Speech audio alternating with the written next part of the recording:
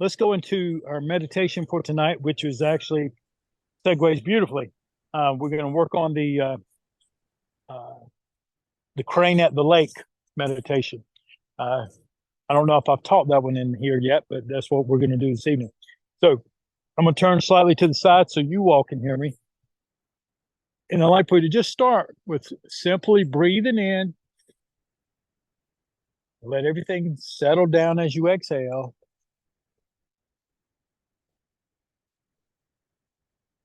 And just start with some very gentle, natural breaths for yourself.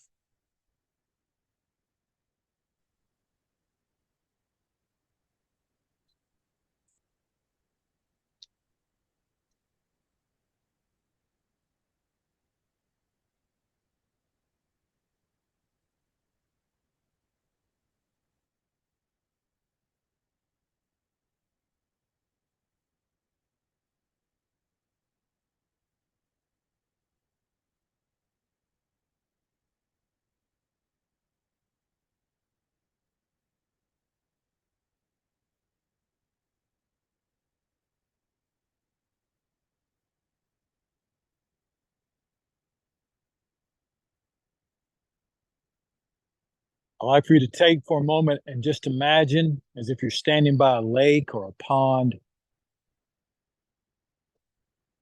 and you're watching a white crane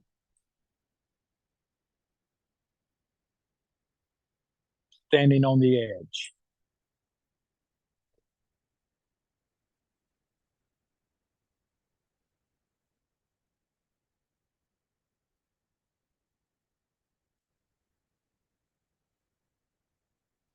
And then, very meticulously, the crane will step into the water one step at a time.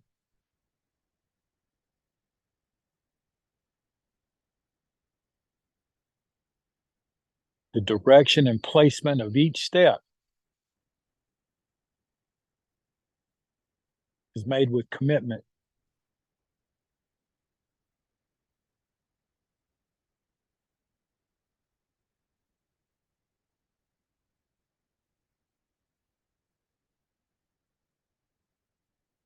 Eventually, the crane stops.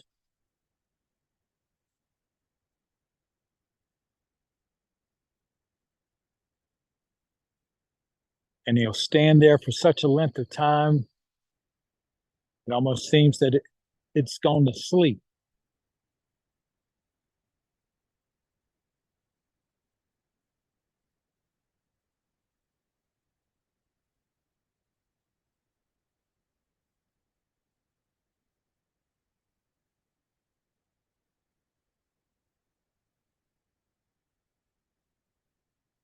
And then, without any hesitation, it strikes into the water,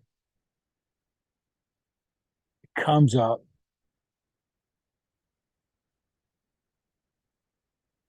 and it begins to walk again to find a new place.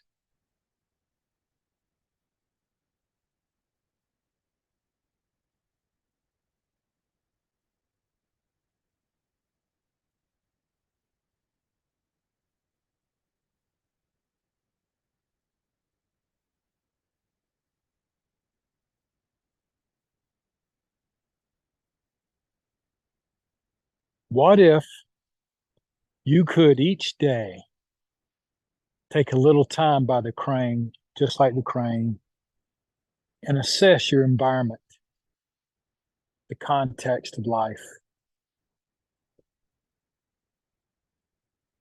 what your goals are,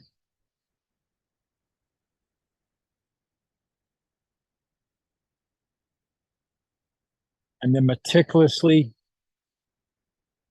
begin to position yourself step by step for the best opportunity that you can create today.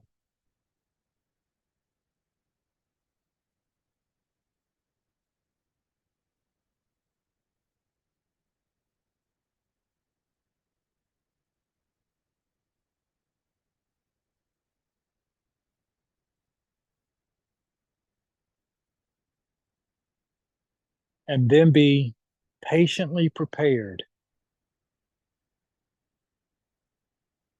for when the opportunity arises.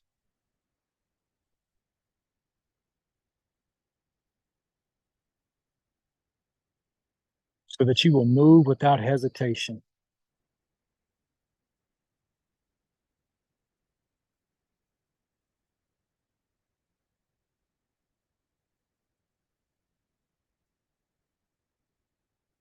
Whether you are successful or not, you reassess and put yourself in another position to have the best opportunity.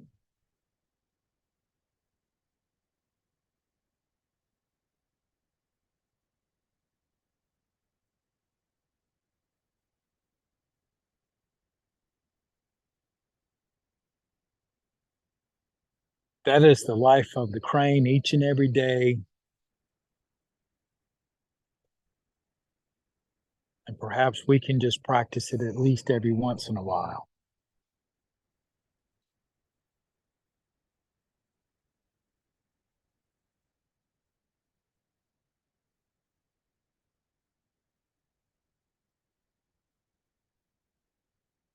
Taking a deep breath. As you exhale, spread your feet a little bit. Let's just move into our cloud hands. Turn the body, turn the waist. Allow yourself to gently move.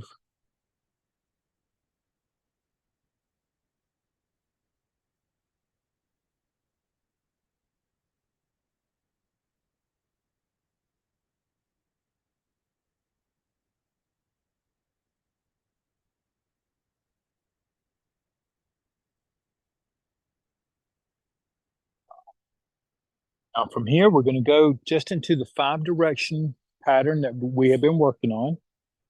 So we're going to shift our weight over to a side. It doesn't have to be exact because we're going to do both sides anyway. I'm going to step slightly out, parting horse's mane. Okay, well, you just have to follow. Good. All right, come up, step out, shift the weight. Then reach up and roll back. Reach up, step, shift back. Good. Let the hand float, come to the wrist, step out to the side, press it out, cheek, rock back, and out. Good. Okay. And from here, sit back, separate the clouds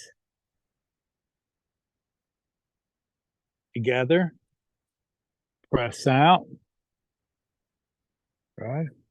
Sit back. This time when I step up, I'm going to step up a little differently this time. I'm going to just come up to my ape stance. You don't have to do that, but it certainly gives you a chance to practice a different stance work. Okay. Let's come back to the front. And we're just going to put a bookmark in that exercise. The idea with that exercise is to help us get our footwork, some motion, and a little bit of that Tai Chi flavor into it. Okay. All right. We're going to go through it one more time, and then we're going to work on. I want to make sure we go through the shuttles this evening, just as an exercise because we were working on Saturday, and had a couple of questions pop up. All right. Any questions on it out here? No. Good to see you, Jeff. All right. So we started off. Hands float. We're doing the 5 directions again. Bring it up. And parting horse's mane. Okay. Step up, holding the baby, parting horse's mane. And reach up, roll back, reach up, roll back. Good. Then from here, I'm going to step out to my left. And I like to see you practice with a little bit of jing is what they call it. So it just kind of thrusts out a little bit and then whips right back. And then when you come forward, step into your 8. Okay. And then separate the clouds, separate the mountains. Come together. Whip it out. Come back. And then press. And then sitting back. Okay. For practice sake, you're more than welcome to, change it. It's not etched in stone. So you could just as easily practice mirror hand if you wanted to, or something along those lines. All right, just so that you could, look at different things that you could play with. You could roll back into a bat walking monkey, This gives you a chance to kind of play with different things, so that you have the latitude to make your own brush marks. Okay. All right. Any questions? No? Quiet group this evening? All right. When we're doing the shuttles, yep, that's what we were working on. Okay. And Bruce, you can still see me just fine. Just give me a thumbs up. You got me. All right, good. All right. Okay.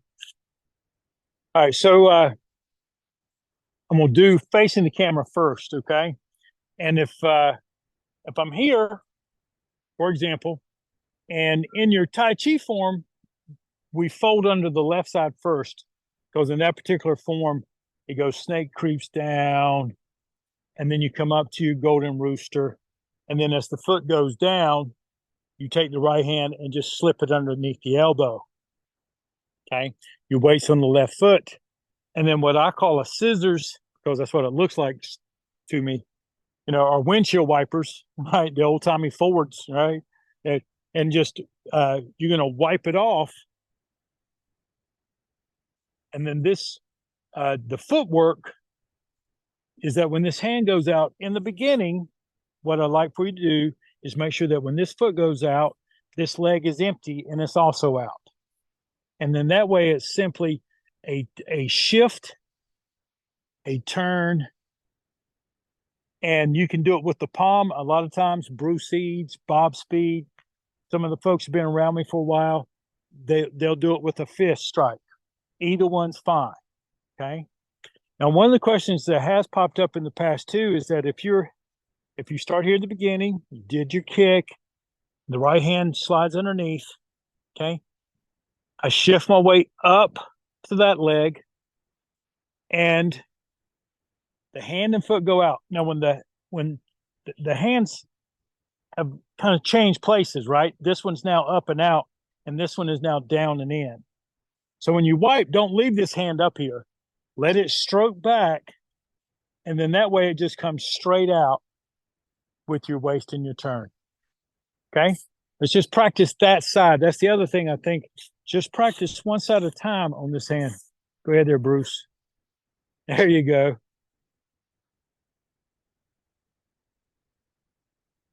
Good.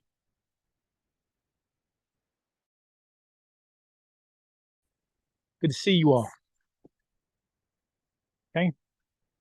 The shuttles is usually one of the difficult ones to teach in the beginners, because there's a lot of moving parts for that one movement, and none of them are bilateral, right? Everything is moving in the opposite way that the other one is, right? And that's what kind of creates some of the physical confusion. If you look at it from the side, I'm going to do it from this angle here, and I'm going to do the same side. So I just in that form, I just finished my kick, And I'm going to turn my body. My hand slips into the elbow. I'm going to do my windshield wiper, but notice that my weight didn't change. My weight is on my left foot, my left leg, and it stays on my left leg. And then from there is simply that turning up and over. Okay. All right, let me see y'all do a few more. Okay, good. I'm gonna check on live for a little bit. Vader, come here for a minute. All right. So one of the things is you can use the technique to intercept. All right, let's do this side because the side we were just doing. Okay, so I'm doing the same side I was just working with. If he's throwing something straight at me, okay, I'm just taking this hand and what I used to call the aqua velva technique, right? Just shift my weight a little bit to the side and just rotate. My wrist is literally just doing a give and take. I'm going from here to here, right? At the same, then after that, I'll wipe, just like we were just doing here. Now, because this is a form-friendly application, I'm letting my hands go full distance, so it's easy to see. It would not be this far if we were more combative and fast, because what would happen is that the distance that they would cover would be shortened, but it's the same intention because it comes and I just pop here. And then from there, you just shift into it for right now and then throw your strike right into the ribs or lower abdominal area. Hard weapons on soft targets, soft weapons on hard targets. And you won't find too many harder than Bader's head. All right. Now, did y'all see that out here? Because let's do it one more time, Bader. But this time we're going to do it from the backside. So the camera will see it from this side. So I'm doing the same technique. I'm sliding this past. Okay. Then I wipe into here. So the hands change, just like we just said, right? But I'm still stuck to him. And then from there, I just shift my weight and you get that great sound effect, right? All right, try a few more and just stay on this side until you're about 70% confident on it. And then do the other side all by itself. Now, we're not going to get to all that tonight, but a little detail. Okay, so you're doing just fine. You got the mechanics, and Kathy's doing fine with it. What I'm going to do is make one little, not really correction, and more of a refinement. When you make that contact, or in your mind, when the hand's under the elbow, your palms are open, right? When your wiping hand goes out, both palms should be up toward the sky, right? And then as you shift your weight, they're going to roll. That rolling creates friction so that when later on when you're making contact, yep.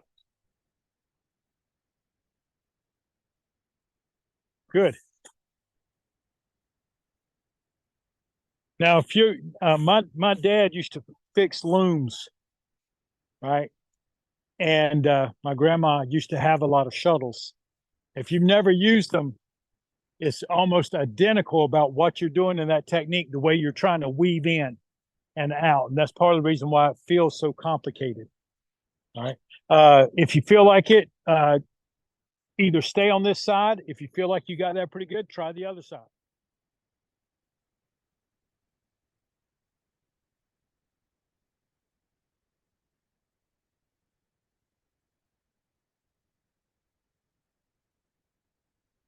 Mm-hmm.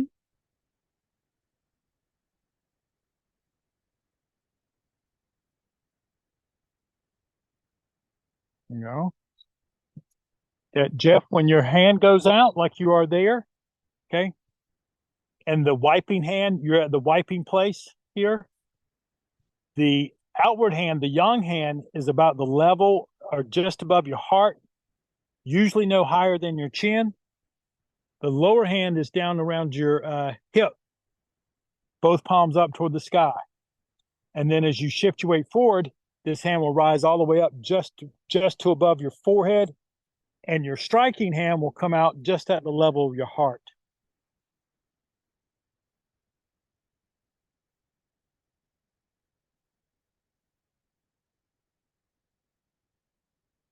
That's good, Bob.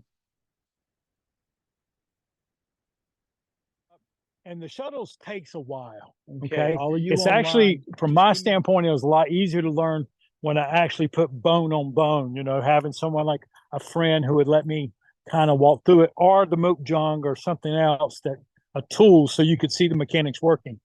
Of course, if you can visualize it by me seeing it, that's fine. You can imagine the application, or more or less the movement. I also would just practice it without my legs a lot, because the upper body was the part I struggled with the most. So I would just have this feeling, if I'm gonna do it toward the cameras first, and then here, I would literally just wipe this way, get my hand under the elbow, then wipe the elbow, and then strike. And then I would do the other side. Hand under elbow, wipe it, change them, strike. Hand under the elbow, wipe them, strike. And then you could just practice shifting your weight with it.